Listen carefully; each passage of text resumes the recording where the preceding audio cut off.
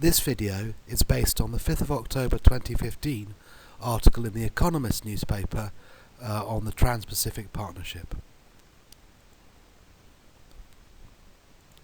This regional trade agreement around the Pacific Rim has the United States of America as its largest country. The agreement is significant. As you can see from this article, 12 countries are involved in the Trans-Pacific Partnership, and a few others want to join soon. It will reduce tariffs. It says in the article, for American exporters alone, 18,000 individual tariffs will be reduced to zero. And it applies to a lot of the world's economy because, of course, it includes America, which is very big.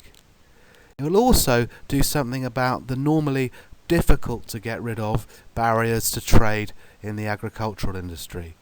The reason these are difficult to get rid of normally is because farmers are a very strong lobby and they associate their cause with protection of the countryside and protection of traditional values in many countries.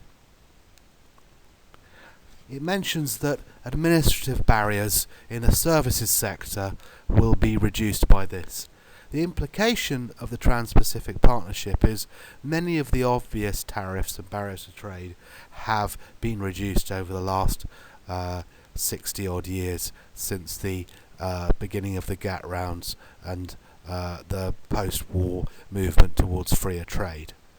But in services in particular, cunning rules, regulations and red tape can prevent trade being truly free. What about the losers from trade? Well, it says in the article that the losers of trade have safeguards in place to get rid of some of the worst effects of opening up to free trade for them. Unions in particular are going to be happy that there is some protection for their workers against the unemployment and the race to the bottom with lower and lower wages as we open up to free trade. Also, the race to the bottom in the environment is going to be tackled with environmental safeguards.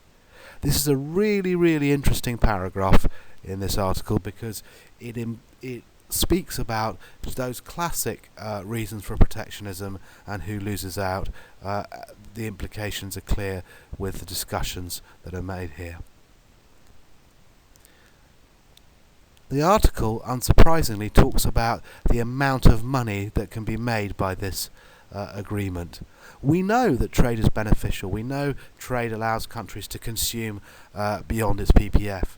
And of course, that theory would show itself in practice by higher world GDP.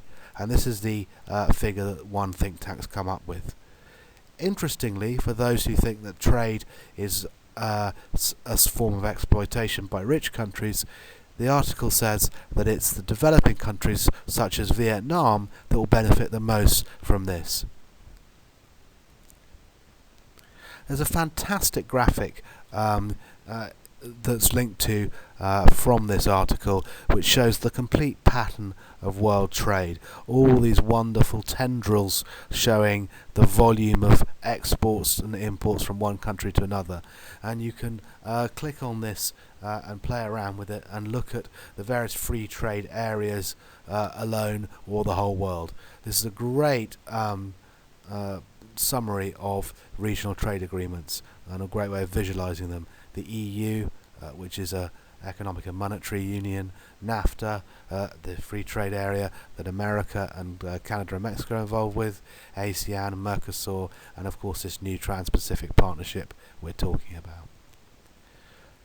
Towards the end of the article, it talks about whether China will one day be included in the Trans-Pacific Partnership.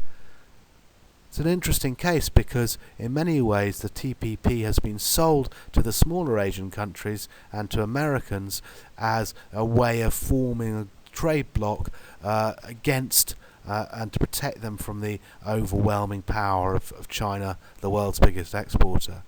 On the other hand, according to the writer of the article, to ignore and not bring in China, which is such a huge economic power, is ignoring some of the opportunities for ever freer trade that this TPP could bring. And towards the end of the article again, there's rather a depressing idea that we may have reached peak trade, that the growth in world trade has slowed. Indeed, in value of trade, it's 13% lower in the first half of this year than it was at the same time in 2014, and that it has been shrinking. That's the value of goods and services exported and imported has been shrinking since 2009. And even the volume of trade that has only been growing by a fraction, implying that trade hasn't grown very much in volume, and its prices, the value of it has fallen, a sort of deflationary effect, so that the value of trade has shrunk.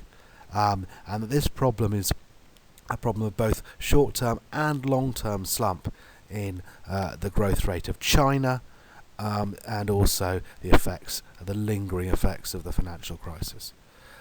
We may well therefore have reached peak trade, which is another worrying and salutary sort of pointer that global growth will be slow for much of the near future. Thank you for listening, and enjoy reading the article again.